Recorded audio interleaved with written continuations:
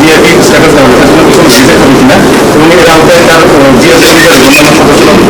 Gazette হয়েছে, এটা gazette একটা হয়েছে, এখনো পর্যন্ত এই সুবিধাটা কেবল বেগম খালেদা জিয়াকেই দেওয়া হচ্ছে। অনৈতিকতা, স্বজনপ্রীতি এবং প্রতিহিংসামূলক রাজনীতিতে জড়িত থাকার অভিযোগের মুখে রয়েছে ইউনূস সরকার। বাংলাদেশের এই অন্তর্বর্তীকালীন সরকার বাংলাদেশ জাতীয়তাবাদী দল বা বিএনপিকে সাহায্য করছে বলে অভিযোগ রয়েছে।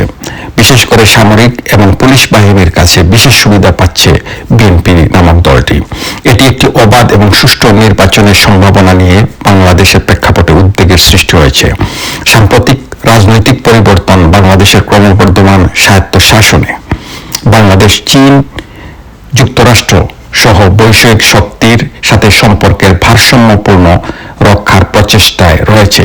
এই প্রেক্ষাপটে ভারতের কাছ থেকে বাংলাদেশের মানুষ প্রভাবশালী শক্তি হিসাবে নয়, বরং পারস্পরিক সম্মান এবং সহযোগিতার অংশীদার হিসাবে ভূমিকা পালনের প্রত্যাশা রাখতেছে।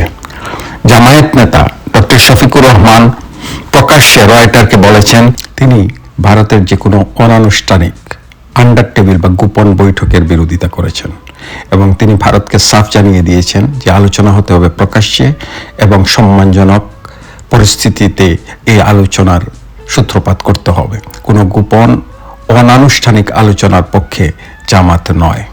এই পরিস্থিতিতে বাংলাদেশের মানুষ জানতে চাচ্ছে ভারত আসলে বাংলাদেশে কি ধরনের আভ্যন্তরীণ হস্তক্ষেপ চাচ্ছে। বাংলাদেশের বেশিরভাগ মানুষ এবং ছাত্র জনতা ভারতের যে কোনো ধরনের আধিপত্যের বিরুদ্ধে। এই মুহূর্তে এই সম্পদকে পুঁজি করে বাংলাদেশ জামায়াত ইসলামী ক্ষমতায় আসতে চাচ্ছে।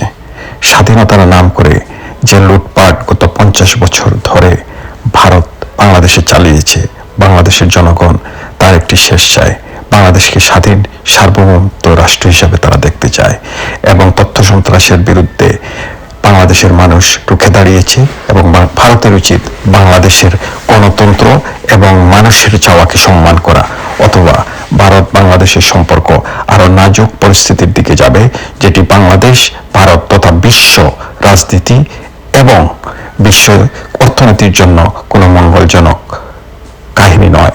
অবশ্যই ভারতকে বাংলাদেশ থেকে উপনিবেশিক থাবা তুলে নিতে হবে এবং বাংলাদেশের স্বাধীনতা এবং সার্বভৌমত্বকে সম্মান করতে হবে। এটাই হচ্ছে একমাত্র সমাধান।